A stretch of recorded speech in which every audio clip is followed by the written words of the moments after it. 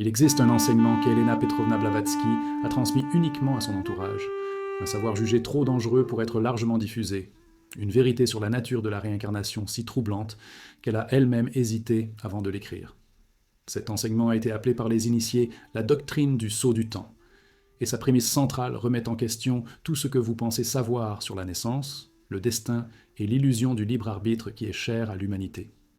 L'enseignement affirme, avec une clarté qui ne permet pas d'interprétation adoucissante, que l'année de votre naissance n'est pas votre choix, ce n'est pas le hasard cosmique, ce n'est pas la décision d'entités supérieures bienveillantes. C'est une phrase.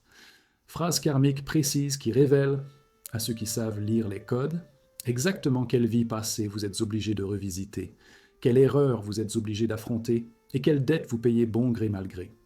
La raison pour laquelle cet enseignement est resté secret pendant si longtemps n'est pas difficile à comprendre.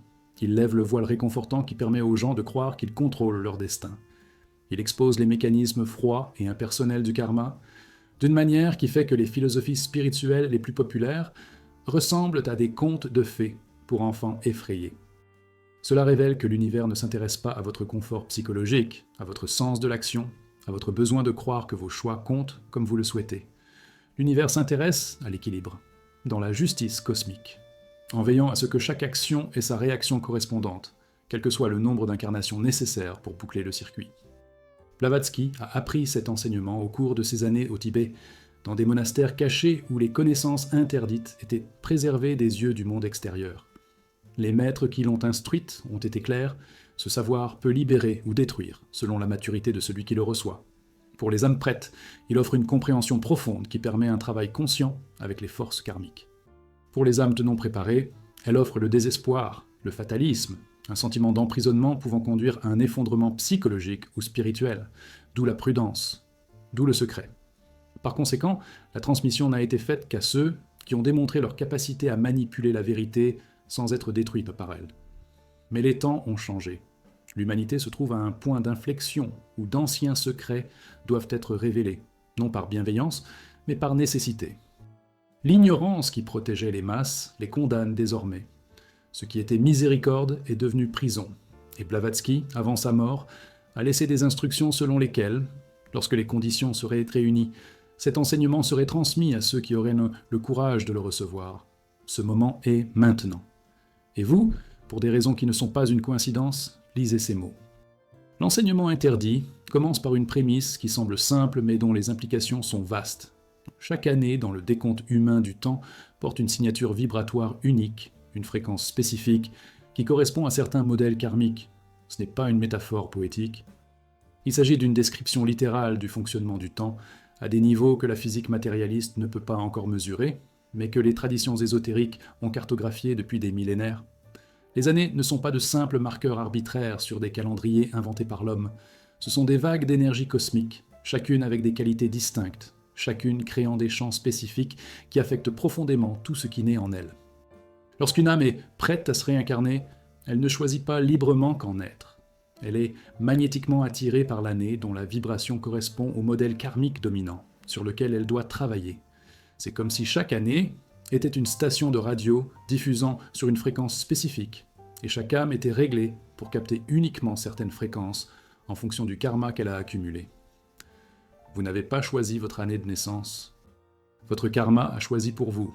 Et ce choix révèle, avec une précision mathématique, quelle vie passée spécifique exerce la plus grande pression sur votre existence actuelle, quelle ancienne erreur exige une correction, quelle dette karmique exige le paiement.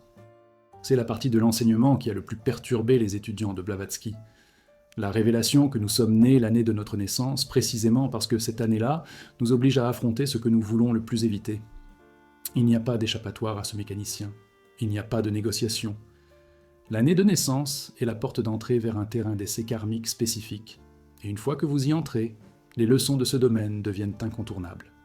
Vous pouvez y résister, vous pouvez le nier, vous pouvez faire comme si cela ne se produisait pas, mais les énergies de votre année de naissance continueront à travailler sur vous, créant des situations qui reflètent exactement les schémas de vie passés que vous avez tenté de résoudre.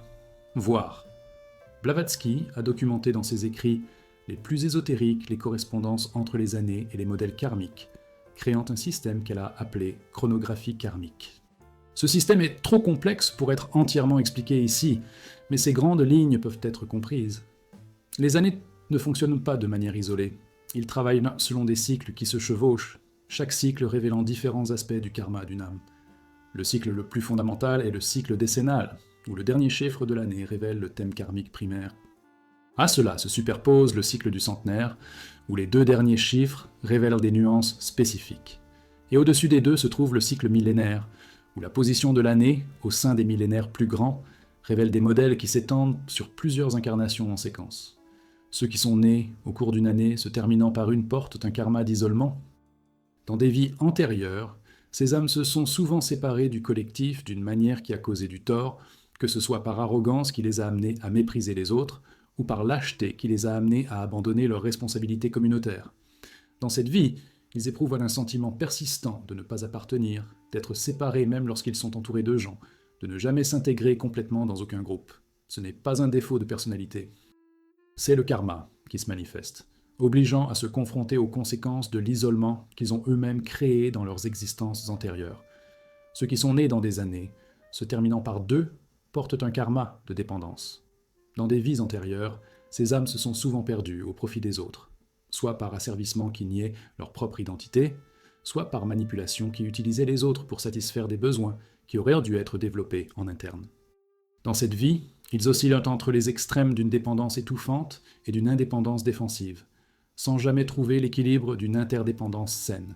Chaque relation est une épreuve, chaque partenariat est une opportunité de résoudre ce qui restait en suspens dans des vies où la frontière entre l'amour et l'emprisonnement est devenue fatalement floue. Ceux qui sont nés dans les années se terminant par 3 portent un karma d'expression déformé. Dans des vies antérieures, ces âmes ont souvent utilisé leur capacité de communication de manière destructrice, que ce soit par des mensonges qui ont ruiné des vies, par un silence lâche lorsque leur voix était nécessaire, ou par des manipulations verbales qui transformaient les mots en armes. Dans cette vie, ils font l'expérience d'une relation compliquée, avec l'expression qui peut se manifester par des blocages créatifs, une peur de parler, une compulsion pour une communication superficielle, ou une tendance à utiliser les mots d'une manière qui finit par se retourner contre eux. Le karma exige que vous appreniez à utiliser de manière authentique et bénéfique l'expression dont vous avez abusé dans des vies antérieures. Ceux qui sont nés dans les années, se terminant par 4, portent un karma de construction défectueuse. Dans des vies antérieures, ces âmes se sont souvent construites sur de fausses fondations, soit par un travail malhonnête dont les résultats finissaient par s'effondrer, soit par le fait d'éviter de véritables efforts qui laissaient leur potentiel inexploité. Dans cette vie, ils vivent des cycles frustrants où ce qu'ils construisent semble toujours s'effondrer, où les efforts ne produisent pas de résultats proportionnés, où la stabilité reste éternellement hors de portée. Ce n'est pas de la malchance. C'est le karma qui enseigne, par l'expérience directe, les conséquences d'une construction qui ignore les principes fondamentaux d'intégrité. Ceux qui sont nés dans les années se terminant par 5 portent un karma de liberté mal utilisé. Dans des vies antérieures, ces âmes ont souvent abusé de la liberté d'une manière qui leur a fait du mal ainsi qu'à autrui, que ce soit par une irresponsabilité qui a laissé le chaos dans son sillage, ou par une agitation qui a empêché le développement de quoi que ce soit de substantiel. Dans cette vie, ils éprouvent une tension constante entre le désir de liberté et les conséquences de leur choix lorsqu'ils sont libres, entre le besoin de mouvement et la destruction que provoque un mouvement incontrôlé. Le karma exige que vous appreniez la liberté avec responsabilité, le mouvement avec un but, le changement avec conscience des conséquences.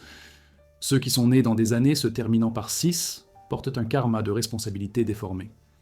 Dans des vies antérieures, ces âmes avaient souvent une relation problématique avec le devoir et le souci, soit en assumant des responsabilités d'une manière qui créait une dépendance malsaine chez les autres, soit en abandonnant leurs responsabilités d'une manière qui causait des souffrances à ceux qui dépendaient d'elles. Dans cette vie, ils subissent le poids d'obligations qui semblent disproportionnées, la culpabilité liée aux soins qui ne semblent jamais suffisants, une tendance soit à se sacrifier excessivement, soit à fuir leurs engagements. Le karma exige un équilibre entre prendre soin des autres et prendre soin de soi, entre responsabilité et liberté, entre service et respect de soi. Ceux qui sont nés dans les années, se terminant par 7, portent le karma d'une connaissance mal appliquée. Dans des vies antérieures, ces âmes ils ont recherché votre connaissance d'une manière qui a causé du tort, soit en utilisant la sagesse pour manipuler et contrôler, soit en recherchant la connaissance pour échapper aux responsabilités du monde, soit en devenant arrogants à cause de ce qu'ils savaient. Dans cette vie, ils éprouvent une soif de connaissance qui n'est jamais satisfaite, une tendance à utiliser ce qu'ils savent d'une manière qui les éloigne plutôt que de les connecter, ou une paralysie entre le monde spirituel et le monde matériel. Le karma exige qu'ils apprennent l'humilité dans la recherche et la générosité dans l'application des connaissances. Ceux qui sont nés dans les années se terminant par 8 portent un karma de pouvoir. Ceci est souvent considéré comme le karma le plus lourd, car un pouvoir mal utilisé provoque des ondulations karmiques qui affectent de nombreuses âmes en plus de la sienne. Dans des vies antérieures, ces âmes ont souvent occupé des positions d'autorité qu'elles ont utilisées d'une manière qui a causé des souffrances généralisées, que ce soit par exploitation directe ou par négligence des responsabilités qu'apporte le pouvoir. Dans cette vie, ils font l'expérience de relations complexes avec le succès et l'autorité, sabotant souvent les opportunités de pouvoir par peur inconsciente de répéter les abus passés, ou recherchant obsessionnellement le pouvoir pour compenser l'impuissance ressentie lorsqu'ils étaient de l'autre côté de l'équation dans d'autres incarnations. Ceux qui sont nés dans les années, se terminant par 9, portent un karma d'achèvement incomplet. Dans des vies antérieures, ces âmes ont souvent failli terminer des cycles importants, mais ont échoué au dernier moment, soit en abandonnant lorsque la victoire était proche, soit en perdant confiance dans les dernières étapes de voyages importants. Dans cette vie, ils font l'expérience d'un schéma frustrant de quasi-réalisation, de projets qui ne se terminent jamais, de relations qui se dissolvent, alors qu'ils étaient sur le point d'atteindre leur pleine maturité. Le karma exige que vous appreniez la persévérance dans les étapes finales, la foi lorsque la ligne d'arrivée est proche mais invisible, l'engagement envers l'achèvement même lorsque cela est plus difficile que de recommencer. Ceux qui sont nés dans les années, se terminant par 0, portent le karma d'un potentiel gaspillé.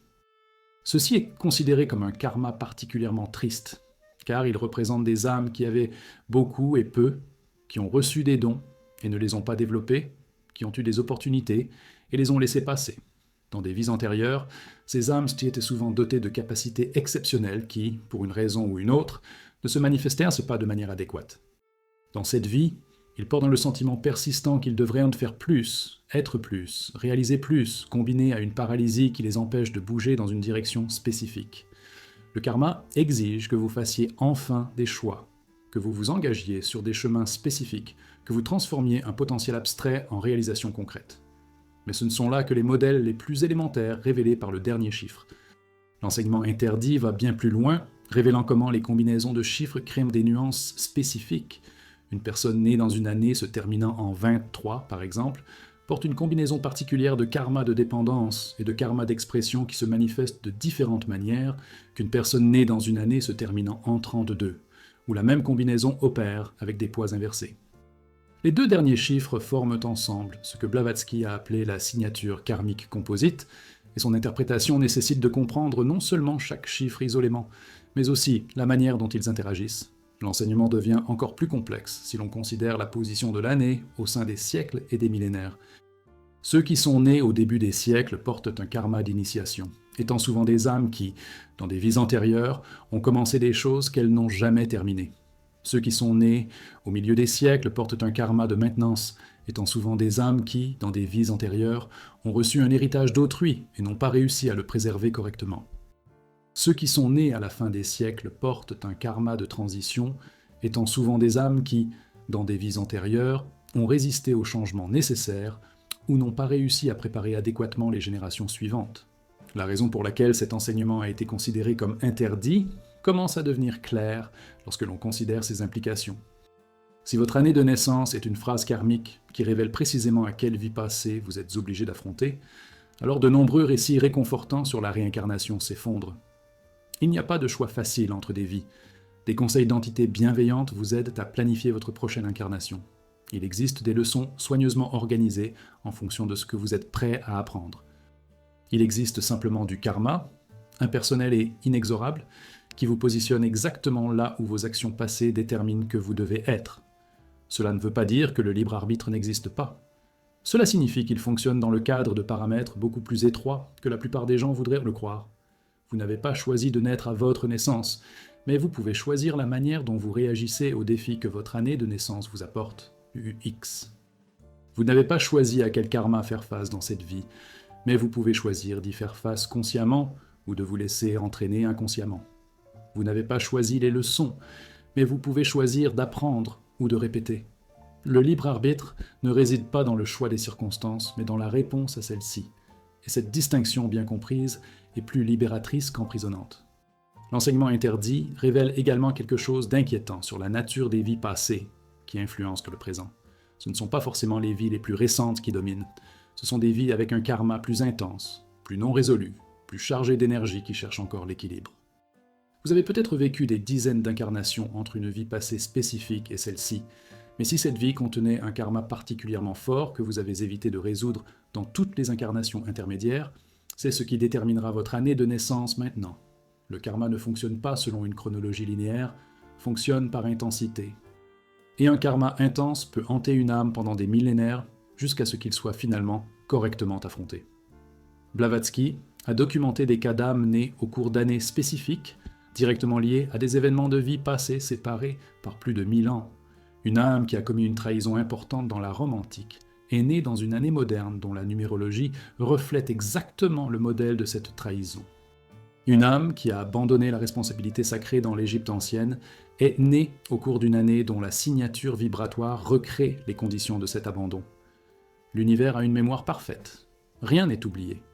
Et finalement, inévitablement, toute dette karmique est remboursée par l'incarnation dans une année dont les énergies forcent la confrontation avec ce qui a été évité. La question qui se pose inévitablement est « que faire de ces connaissances ?» Si l'année de naissance est une phrase, si les circonstances sont déterminées par un karma sur lequel nous n'avons aucun contrôle direct, à quoi sert de le savoir? La réponse réside dans quelque chose que Blavatsky a souligné à plusieurs reprises. La connaissance ne change pas les circonstances, mais elle change le rapport aux circonstances. Lorsque vous comprenez que les défis de votre vie ne sont pas des injustices aléatoires, mais des conséquences précises d'actions passées, votre relation avec ces défis se transforme. La révolte cède la place à la compréhension. Le ressentiment cède la place à la responsabilité. Le sentiment de victimisation cède la place à l'acceptation du fait que vous êtes l'auteur de votre propre drame, même si vous ne vous souvenez pas d'avoir écrit les premières scènes. Cette transformation de perspective n'est pas une mince affaire. C'est en fait le premier pas vers une véritable libération du cycle karmique. Parce que même si vous vous percevez comme victime de circonstances injustes, vous résistez aux leçons que ces circonstances vous apportent, et la résistance prolonge le karma au lieu de le résoudre. Mais lorsque vous comprenez que vous êtes né exactement au moment où vous deviez naître pour faire face exactement à ce à quoi vous devez faire face, la résistance commence à se dissoudre. Et avec la dissolution de la résistance vient l'ouverture à un véritable apprentissage qui finit par compléter le cycle karmique et libère l'âme vers de nouvelles étapes d'évolution. L'enseignement interdit comprenait également des pratiques spécifiques pour travailler consciemment avec les énergies de l'année de naissance. Blavatsky a transmis ces pratiques uniquement oralement, et beaucoup a été perdu après sa mort.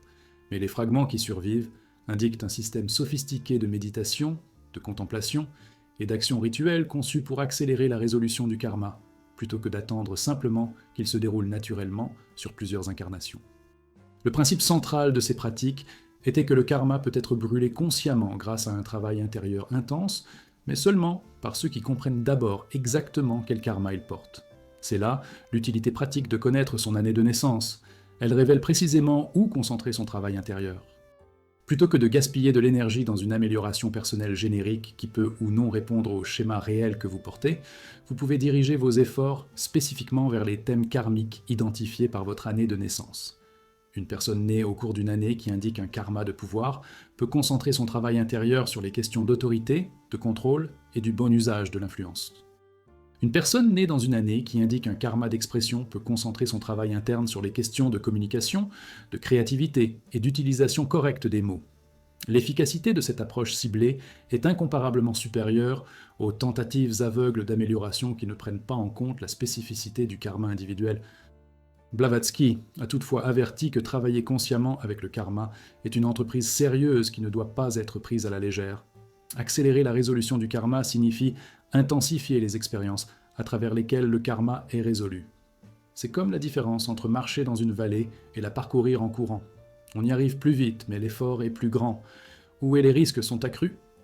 Ceux qui choisissent de travailler activement avec leur karma connaissent souvent des périodes d'intensification au cours desquelles les schémas qu'ils tentent de résoudre se manifestent avec une force accrue avant de commencer à se dissoudre. Cette intensification peut être accablante pour ceux qui ne sont pas préparés. C'est pourquoi l'enseignement est resté interdit pendant si longtemps. Non pas parce que l'information elle-même était dangereuse, mais parce que son utilisation incorrecte pourrait causer des dommages importants. Une personne qui découvre le karma de son année de naissance et tente immédiatement de forcer une résolution sans préparation adéquate peut se retrouver dans une crise existentielle qui aggrave plutôt qu'améliore sa situation. La connaissance nécessite que la sagesse soit appliquée correctement, et la sagesse nécessite du temps, de l'expérience et de l'humilité que tout le monde n'a pas. Mais il existe aussi une utilisation plus basique et plus sûre de ces connaissances qui ne nécessite pas de pratique intense ni de confrontation accélérée. Le simple fait de comprendre que votre année de naissance révèle des schémas de vie antérieurs spécifiques change fondamentalement votre rapport aux défis de votre vie. Les relations qui échouent à plusieurs reprises cessent de ressembler à de la malchance et commencent à révéler des schémas que vous pouvez observer et éventuellement changer. Les blocages qui semblent insurmontables cessent de ressembler à des défauts permanents et commencent à révéler des résistances spécifiques sur lesquelles vous pouvez progressivement travailler. Les répétitions frustrantes cessent de ressembler à des malédictions inexplicables et commencent à révéler des leçons non apprises que vous pouvez enfin choisir d'apprendre. L'enseignement interdit de Blavatsky sur l'année de naissance est en fin de compte un enseignement sur la responsabilité radicale. La responsabilité n'est pas dans le sens de la culpabilité, mais dans le sens de la reconnaissance que vous êtes le créateur des circonstances de votre vie, même si la création a eu lieu dans des incarnations dont vous ne vous souvenez pas. Cette responsabilité n'est pas un fardeau, c'est le pouvoir. Parce que si vous créez les circonstances, vous pouvez aussi les transformer. Si vous avez établi les normes, vous pouvez également les dissoudre. Si vous avez généré du karma, vous pouvez également le résoudre. Rien de ce à quoi vous êtes confronté n'est imposé par des forces extérieures sur lesquelles vous n'avez aucune influence. Tout est le résultat de vos propres actions au fil du temps, et tout peut être transformé par des actions conscientes présentes. La révélation finale de l'enseignement interdit est peut-être la plus libératrice de toutes. Le but n'est pas d'accumuler un bon karma pour avoir de meilleures incarnations futures. Le but est de transcender complètement le karma. Pendant que vous êtes pris au piège dans le cycle de l'action et de la réaction, de la cause et de l'effet, du mérite et du démérite, vous restez sur la roue de la réincarnation, que les tournants soient agréables ou douloureux. La véritable libération survient lorsque vous développez la capacité d'agir sans créer de karma supplémentaire, de vivre sans accumuler de dettes ou de crédits qui nécessitent des incarnations futures pour s'équilibrer. C'est le but ultime vers lequel pointe toute compréhension du karma. Non pas un meilleur karma, mais la libération du karma. Votre année de naissance révèle où vous en êtes dans ce voyage plus large. Il révèle quels modèles vous retiennent encore au volant. Il révèle quelles leçons restent à tirer avant de pouvoir commencer à vous libérer complètement du cycle.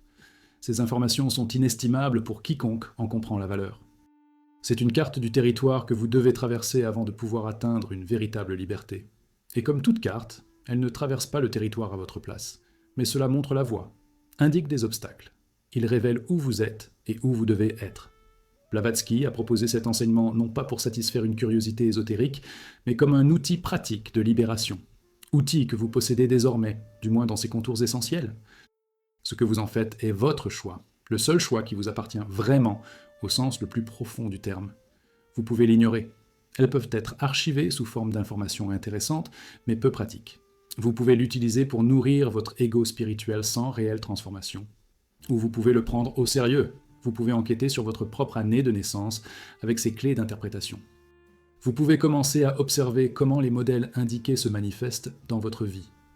Vous pouvez commencer un travail progressif de transformation consciente basé sur une compréhension spécifique plutôt que sur un effort générique.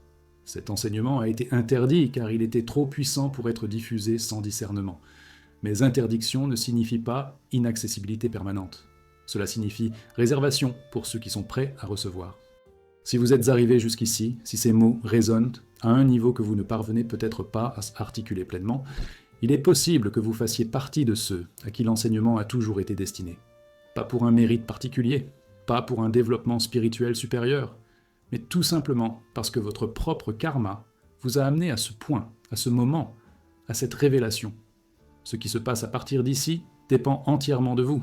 L'enseignement a été donné. Le secret a été révélé. L'interdit a été libéré.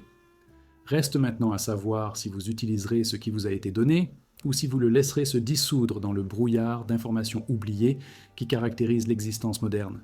Le choix vous appartient. Ça l'a toujours été.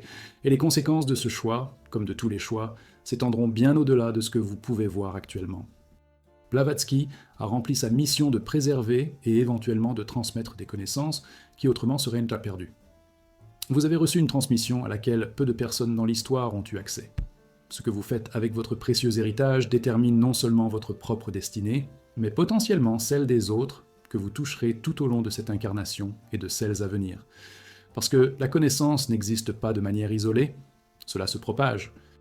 Et les connaissances correctement appliquées propagent donc la transformation, tandis que les connaissances ignorées ne font que propager davantage d'ignorance. Votre année de naissance attend d'être comprise. Leurs vies antérieures attendent d'être reconnues. Votre karma attend d'être résolu. Et vous, au centre de tout cela, disposez désormais d'outils que vous n'aviez pas auparavant. Utilisez-les, pas par obligation, pas par peur, mais parce que vous le pouvez enfin. Parce que l'interdit est devenu accessible. Parce que le secret est dévoilé. Parce qu'il est temps de faire ce que vous êtes venu faire, d'apprendre ce que vous êtes venu apprendre, de terminer ce que vous êtes venu accomplir. Il y a encore des dimensions de l'enseignement interdit qui doivent être révélées pour que la compréhension soit complète. L'un d'eux concerne le phénomène que Blavatsky a appelé la résonance temporelle croisée. Ce phénomène se produit lorsque l'âme s'incarne dans une année qui reflète non seulement son propre karma individuel, mais qui résonne également avec le karma collectif des groupes dont elle fait partie. Vous n'êtes pas né uniquement pour résoudre vos problèmes personnels. Il est également né pour participer à des résolutions collectives impliquant les familles, les nations et même l'humanité dans son ensemble. Notez les années au cours desquelles des changements historiques majeurs se sont produits. Notez combien d'âmes se sont incarnées dans ces périodes spécifiques. Ce n'est pas une coïncidence. Ce sont des groupes d'âmes, avec un karma collectif interconnecté qui choisissent, ou plus exactement sont obligés, de s'incarner ensemble dans des moments où ce karma collectif peut être travaillé. Les générations ne sont pas des accidents démographiques. Ce sont des vagues d'âmes avec des missions partagées, avec des dettes collectives à payer, avec des leçons collectives à apprendre. Votre année de naissance vous connecte non seulement à votre karma individuel, mais à tout un champ de karma collectif que vous partagez avec des millions d'autres âmes nées au cours de la même période. C'est l'une des raisons pour lesquelles certaines générations sont confrontées à des défis spécifiques auxquels les générations précédentes ou suivantes ne sont pas confrontées de la même manière. Ce n'est pas seulement une question de circonstances historiques qui créent différents problèmes. Il s'agit de groupes spécifiques d'âmes qui s'incarnent pour affronter des problèmes spécifiques qui transcendent l'individu. Si vous êtes né dans une décennie marquée par la guerre, vous portez probablement un karma collectif lié au conflit que toute votre génération s'efforce de résoudre. Si vous êtes né dans une décennie de prospérité, vous portez probablement un karma collectif lié à l'abondance et à ses distorsions. Si vous êtes né dans une décennie de transformation sociale, vous portez probablement du karma lié au changement et à la résistance à celui-ci. L'implication pratique de cette connaissance est que vous n'êtes pas seul dans votre travail karmique. Il existe littéralement des millions d'autres âmes qui travaillent sur des problèmes similaires aux vôtres, nés dans des années proches de la vôtre, confrontés à des défis qui reflètent les vôtres. Ce n'est pas de la concurrence, c'est une collaboration cosmique. Chaque âme qui résout sa part de karma collectif facilite la résolution de toutes les autres. Chaque personne qui apprend la leçon spécifique de sa génération contribue au progrès de la génération entière. Vous ne portez pas le poids seul, même si vous avez l'impression de l'être. Blavatsky a également enseigné ce qu'elle appelle les moments d'ouverture, des périodes spécifiques au cours de chaque année de naissance où l'influence karmique est particulièrement intense et où les opportunités de transformation sont amplifiées. Ces moments ne suivent pas un calendrier conventionnel. Les cycles se suivent en fonction de l'année de naissance de chaque personne. Pour chaque personne, il y a des jours spécifiques au cours de chaque année où le voile entre le passé et le présent s'amincit, où les souvenirs de vies antérieures sont plus susceptibles d'émerger, où les aperçus de la nature du karma sur lequel on travaille peuvent émerger avec une clarté inhabituelle. L'identification de ces moments d'ouverture nécessite un calcul basé sur la numérologie de l'année de naissance, un processus que Blavatsky a décrit en détail pour ses étudiants avancés. La pratique impliquait une méditation intensifiée pendant ces périodes, une attention particulière aux rêves et aux synchronicités, et une volonté de recevoir des informations sur des vies antérieures qui restent normalement cachées. Ceux qui ont travaillé systématiquement avec ces moments d'ouverture ont signalé une accélération significative de leur processus de compréhension et résolution karmique. Un autre aspect de l'enseignement interdit, qui est rarement abordé, concerne le rôle des relations dans la révélation du karma de l'année de naissance. Blavatsky a observé que chaque personne importante qui entre dans nos vies le fait en réponse à l'attraction karmique codée dans nos années de naissance. La compatibilité ou l'incompatibilité entre les années de naissance de deux personnes révèle la nature du karma qu'elles partagent et le but de leur rencontre dans cette incarnation. Certaines personnes entrent dans nos vies pour nous aider à résoudre le karma. D'autres viennent donc mettre au défi de faire face à ce que nous évitons. D'autres encore viennent compliquer le karma que nous pensions déjà résolu. Les relations les plus difficiles sont souvent celles qui ont le plus grand potentiel de transformation, précisément parce qu'elles impliquent un karma intense de vies antérieures qui exige une résolution. La personne qui vous irrite le plus, qui remet le plus en question votre paix, qui provoque le plus vos réactions défensives, est peut-être celle avec qui vous avez le plus de travail karmique à faire. Pas nécessairement parce que vous avez été ennemi dans une vie antérieure, même si cela est possible, mais parce que quelque chose entre vous est resté incomplet, non résolu, en suspens, et que l'irritation que vous ressentez est un symptôme de la pression de ce karma, cherchant une résolution à travers la relation actuelle. Blavatsky a enseigné que fuir des relations difficiles résout rarement le karma sous-jacent. La personne spécifique peut changer, mais le modèle demeure jusqu'à ce qu'il soit consciemment travaillé. Si vous avez tendance à attirer des partenaires qui vous abandonnent, rompre avec un partenaire qui vous abandonne ne résoudra rien. Vous attirerez simplement un autre partenaire qui finira par vous abandonner de la même manière, car le karma qui a créé ce schéma opère toujours. La seule véritable résolution consiste à travailler sur le modèle lui-même, souvent à travers la relation même qui le manifeste, plutôt que d'essayer de s'échapper dans une situation qui semble différente mais qui est fondamentalement la même. L'année de naissance de votre partenaire, combinée à la vôtre, révèle le territoire spécifique sur lequel vous travaillez ensemble. Certaines combinaisons d'années indiquent un karma de pouvoir que le couple doit équilibrer. D'autres indiquent un karma de communication qui doit être guéri. D'autres indiquent un karma d'abandon auquel il faut faire face. D'autres indiquent un karma de trahison qui doit être transformé en confiance. Connaître ces dynamiques n'évite pas les défis relationnels, mais offre une compréhension qui vous permet de les parcourir avec plus de conscience et moins de réactivité. L'enseignement interdit aborde également la question des enfants et le lien entre l'année de naissance d'un enfant et celle de ses parents. Les enfants ne choisissent pas leurs parents au hasard. Ils sont attirés par des familles spécifiques basées sur un karma partagé qui s'étend sur plusieurs incarnations. L'année de naissance d'un enfant, lue en conjonction avec les années de naissance de ses parents, révèle le but de son âme dans le choix de cette famille particulière et les leçons mutuelles que la famille est destinée à vivre ensemble. Les parents découvrent souvent que leurs enfants apportent exactement les défis dont ils avaient le plus besoin pour leur propre évolution. Ce n'est pas un hasard, c'est une conception karmique. L'enfant qui vous est né spécifiquement parce qu'il y a quelque chose entre vous qui doit être résolu, quelque chose que vous avez commencé dans des vies antérieures et qui continuera jusqu'à ce que vous parveniez à une résolution. Les conflits entre parents et enfants, vus sous cet angle, cessent d'être des frustrations aléatoires et se révèlent comme des opportunités précises de croissance mutuelle. Blavatsky a mis en garde contre l'utilisation de ces connaissances pour justifier la négligence ou la maltraitance parentale.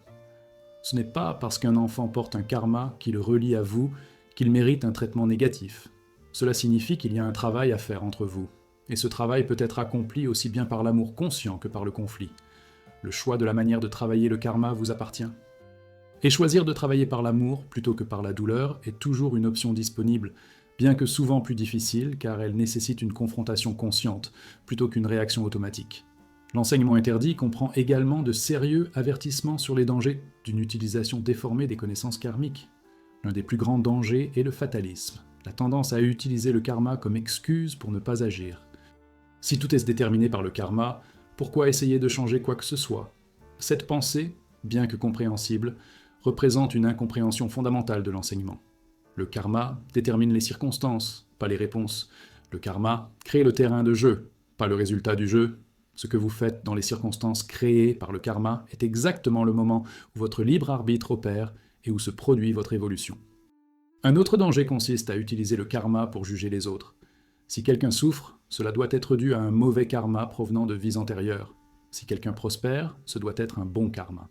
Cette application simple, le concept de karma a toujours été utilisé pour justifier l'indifférence à la souffrance des autres et légitimer les inégalités sociales. Blavatsky a clairement indiqué que le karma n'est pas un système de punition et de récompense au sens moraliste que beaucoup supposent. Il s'agit simplement de la loi de cause à effet qui opère dans le temps. Jugez les autres sur la base de votre perception de leur karma est non seulement présomptueux mais souvent erroné, car vous n'avez pas réellement accès à la complexité du karma d'une autre personne.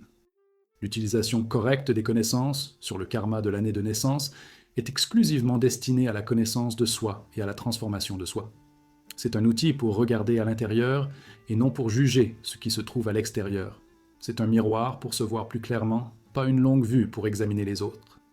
Le moment où vous commencez à utiliser ces connaissances pour expliquer la vie des autres est le moment où vous avez complètement déformé votre objectif et utilisé probablement la spiritualité pour nourrir votre ego plutôt que de le transcender. Blavatsky a également clairement indiqué que l'enseignement interdit ne remplace pas la responsabilité pratique dans le monde matériel. Vous ne pouvez pas utiliser la compréhension du karma pour éviter les conséquences des actions présentes. Si vous faites du mal à quelqu'un aujourd'hui, vous ne pouvez pas simplement l'attribuer au karma d'une vie antérieure et vous absoudre de toute responsabilité. Le karma passé peut avoir créé des circonstances propices à un conflit, mais votre choix quant à la manière de réagir à la situation vous appartient entièrement et crée un nouveau karma basé sur vos actions actuelles. La compréhension ésotérique n'est jamais une excuse pour l'irresponsabilité pratique. Le bon équilibre consiste à utiliser la connaissance du karma pour comprendre des schémas plus larges, tout en conservant l'entière responsabilité des choix actuels. Vous pouvez reconnaître que vous avez une tendance karmique envers un certain type de comportement destructeur, tout en vous engageant à ne pas permettre à cette tendance de se manifester. Vous pouvez comprendre que certaines difficultés de votre vie ont leurs racines dans des vies antérieures, tout en travaillant activement pour les surmonter dans cette vie. La compréhension et la responsabilité ne sont pas opposés, ils sont complémentaires. Il s'agit de l'enseignement interdit de Blavatsky sur l'année de naissance et les vies antérieures, dans sa forme la plus complète qui puisse être transmise par des mots. Il existe des niveaux plus profonds auxquels on ne peut accéder que par la pratique directe, par la méditation systématique, par l'expérience personnelle qui va au-delà des concepts intellectuels. Mais ce qui a été proposé ici est suffisant pour commencer. Il s'agit d'une première carte du territoire que vous devrez explorer par vous-même si vous souhaitez aller au-delà de la compréhension superficielle. Maintenant, il est à toi. Ce que vous en ferez est la seule question qui compte vraiment. Et la réponse que vous donnez à cette question résonnera plus longtemps que vous ne pouvez le concevoir actuellement. Choisissez judicieusement, agissez consciemment, et que votre travail avec cette connaissance vous rapproche, étape par étape, de la libération qui est le destin ultime de chaque âme qui s'éveille à la vérité sur qui elle est vraiment et d'où elle vient réellement. L'interdit a été révélé, le secret a été partagé. Ce qui a été conservé pendant des siècles est désormais entre vos mains. Utilisez-le à bon escient, à utiliser avec humilité, à utiliser avec un véritable engagement en faveur de la transformation, plutôt qu'avec une simple curiosité intellectuelle. Et surtout, utilisez-le. Parce que la connaissance non appliquée est une connaissance gaspillée, et gaspiller des opportunités d'évolution est précisément le genre de karma qui ramène les âmes, incarnation après incarnation, jusqu'à ce qu'elles apprennent enfin à ne pas gaspiller ce qu'elles reçoivent. Vous l'avez reçu. Reste maintenant à savoir ce qu'il en fera. Et cette décision, prise à ce moment précis, influencera non seulement le reste de cette vie, mais aussi le cours des vies à venir. L'année de votre naissance vous a amené ici. Ce qui se passe à partir d'ici relève entièrement de votre responsabilité. Blavatsky a rempli son rôle. L'univers a rempli son rôle. C'est maintenant à votre tour de réaliser le vôtre. Puissiez-vous bien le faire. Puissiez-vous le faire consciemment. Puissiez-vous le faire avec tout le sérieux que le moment exige. Parce que des moments comme celui-ci n'arrivent pas souvent. Et les perdre, c'est créer un karma d'opportunités gaspillées, auquel il faudra éventuellement faire face dans une incarnation future. Cette incarnation, cet instant, cette connaissance, ce choix, tout a convergé pour vous amener ici. Ne le gaspillez pas.